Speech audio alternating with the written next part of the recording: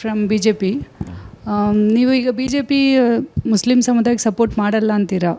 ಈಗ ಟ್ರಿಪಲ್ ತಲಾಕ್ ಇಶ್ಯೂ ಮೋದಿಜಿ ಅವರು ಸಾಲ್ವ್ ಮಾಡಿದ್ದಾರೆ in favour of you ladies. ಈಗ ಎಷ್ಟು ಹೆಣ್ಮಕ್ಳು ಅದರಿಂದ ಹ್ಯಾಪಿ ಆಗಿದ್ರು, ಅವ್ರಿಗೆಲ್ಲ ಫೇವರ್ ಆಗಿದೆಲ್ಲ ಅದರಿಂದ.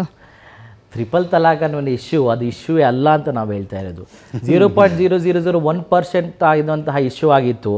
ಅದನ್ನು ಆಲ್ರೆಡಿ ನಾವೇ ಅದು ಇಂಟರ್ನಲ್ ಆಗಿ ಹಲವಾರು ರೀತಿಯಲ್ಲಿ ಅದಕ್ಕೆ ಬೇಕಾದಂಥ ವಿಚಾರಗಳನ್ನು ಕೂಡ ಮಾಡ್ತಾಯಿದ್ದು.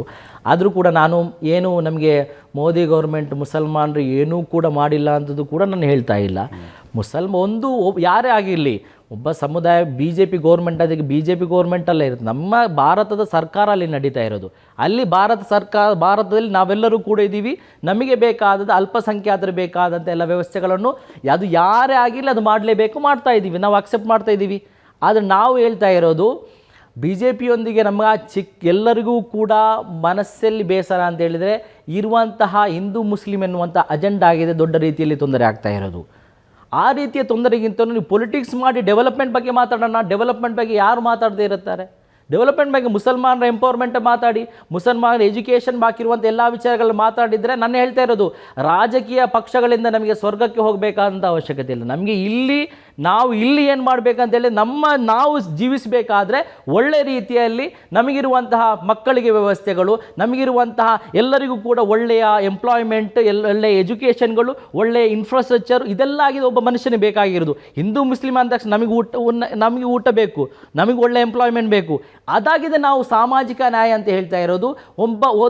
ಯಾವುದೇ ಪ್ರೈಮ್ ಮಿನಿಸ್ಟರ್ ಆಗಿರಲಿ, ಯಾವುದೇ ಪಕ್ಷ ಆಗಿರಲಿ, ಅಲ್ಲಿ ಹಿಂದೂ ಮುಸಲ್ಮಾನೆ ಅಂತ ನೋಡ್ದೇ ಏನು ಮಾಡಬೇಕು, ಎಲ್ಲರನ್ನೂ ಕೂಡ ಡೆವಲಪ್ಮೆಂಟ್ ರೀತಿಯಲ್ಲಿ ನಾವು ತೆಗೆದುಕೊಂಡು ಹೋಗಬೇಕು. ನರೇಂದ್ರ ಮೋದಿ ಹಿಂದೂ ಮುಸ್ಲಿಂ ಅಂತ ಯಾವ ವಿಷಯದಲ್ಲಿ ನೋಡಿದ್ರು? ಇಲ್ಲಿ ಅದೆಲ್ಲ ಚರ್ಚೆ ಮಾಡುವ ಅವಶ್ಯ ಇದೆಯಾ? ಎಷ್ಟೊಂದು ಬಗ್ಗೆ ಓಪನ್ ಆಗಿ ಎಷ್ಟೊಂದು ವಿಚಾರಗಳಿದೆ. ನರೇಂದ್ರ ಮೋದಿ ಹಿಂದೂ ಮುಸ್ಲಿಂ ಅಂತ ಯಾವ್ಯಾವ್ದ್ರಲ್ಲಿ ನೋಡಿ ಎಷ್ಟಿದೆ? ನೀವು ಓಪನ್ ಆಗಿ ನಾನು ಇಲ್ಲಿ ಹೇಳಬಾರ್ದು, ಅದಲ್ಲ ಪ್ರೈಮ್ ಮಿನಿಸ್ಟರ್ ಆಗಿ ಕಪಡೆ ದೇಖ ತೋ ಪೆಹಚಾನ್ ಸಕ್ತೆ ಹೇ ಅಂತಹ ಒಂದು ಹಲವಾರುಗಳಿದೆ. ಓಪನ್ ಆಗಿ ನಾವು ಇಲ್ಲಿ ಅದ್ರ ಬಗ್ಗೆ ಡಿಸ್ಕಷನ್ ಮಾಡುವಂಥ ಅವಶ್ಯಕತೆ ಇಲ್ಲ. ಪ್ರೈಮ್ ಮಿನಿಸ್ಟರ್ ಅಂದಾಗ ನಮಗೂ ಕೂಡ ಅವರು ಪ್ರೈಮ್ ಮಿನಿಸ್ಟರ್ ಅಲ್ವಾ?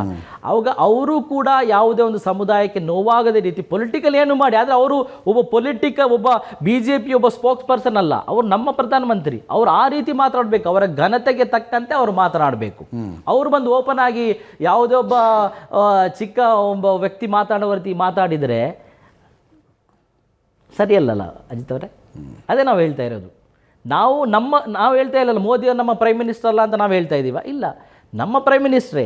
ಆದರೆ ನೀವು ಮುಸಲ್ಮಾನರ ಬಗ್ಗೆ ಕಾಮೆಂಟ್ ಮಾಡಬೇಕಾದ್ರೆ, ಮುಸಲ್ಮಾನರ ಬಗ್ಗೆ ಎಲ್ಲ ವಿಚಾರ ಹೇಳಬೇಕಾದ್ರೆ ನೀವು ಸೂಕ್ಷ್ಮತೆಯನ್ನು ವಹಿಸಬೇಕು ಅನ್ನೋದು ನಾವು ನಮ್ಮ ಪ್ರಧಾನಮಂತ್ರಿ ನಾವು ರಿಕ್ವೆಸ್ಟ್ ಮಾಡಿ. ನಿರೀಕ್ಷೆ ಕರೆಕ್ಟ್ ಇದೆ. ಈಗ ರಾಹುಲ್ ಗಾಂಧಿ ಅವರು ಹೇಳಿದ್ರಪ್ಪ, ದೇವಸ್ಥಾನಕ್ಕೆ ಹುಡುಗಿರನ್ನ ಚುಡಾಯಿಸಕ್ಕೆ ಹೋಗ್ತಾರೆ ಅಂತ. ಅದಕ್ಕೆ ಸಿಟ್ಟಿಗೆದ್ದು ಹಿಂದೂಗಳು ಯಾರು ಕಾಂಗ್ರೆಸ್ಗೆ ಓಟ್ ಹಾಕೋದಿಲ್ಲ ಅಂದ್ಬಿಟ್ರೆ ಮುಸ್ಲಿಂ ಓಟಿನ ಮೇಲೆ ಗೆದ್ದು ಬರೋಕ್ಕಾಗತ್ತಾ ಕಾಂಗ್ರೆಸ್ಗೆ?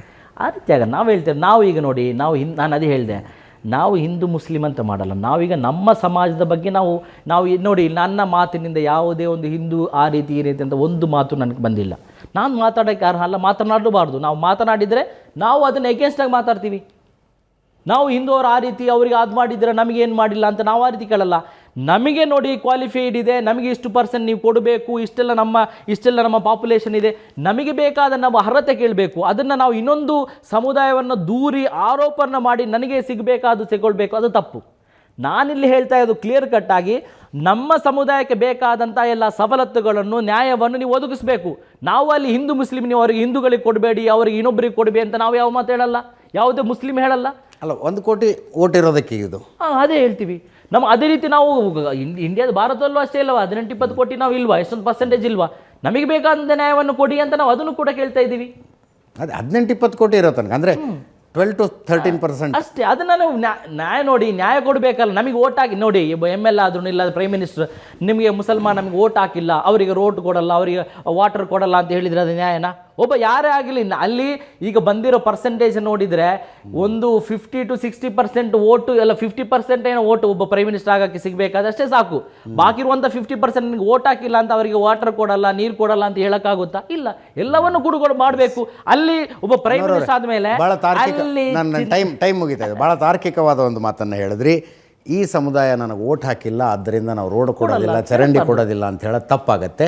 ಈ ಪಾರ್ಟಿ ನಮಗೆ ಟಿಕೆಟ್ ಕೊಟ್ಟಿಲ್ಲ ಆದ್ದರಿಂದ ನಾವು ಓಟ್ ಹಾಕೋದಿಲ್ಲ ಅನ್ನೋದು ಕೂಡ ತಪ್ಪಾಗುತ್ತೆ. ಯಾವ ರೀತಿ thank you so much, thank you so much, ಅದು ತಪ್ಪೇ ಆಗಲ್ಲ. Thank you so much Maulana Anwar ಅವರೇ, ಧನ್ಯವಾದ ತಮಗೂ ಕೂಡ. ಇದರೊಂದಿಗೆ ಈ ವಾರದ ನ್ಯೂಸ್ ಅವರ್ ಸ್ಪೆಷಲ್ ಮುಗಿಸ್ತಾ ಇದ್ದೀನಿ. ನೇರ ದಿಟ್ಟ ನಿರಂತರ ಸುದ್ದಿಗಾಗಿ ನೋಡ್ತಾ ಇರಿ ಏಷ್ಯಾನೆಟ್ ಸುವರ್ಣ ನ್ಯೂಸ್.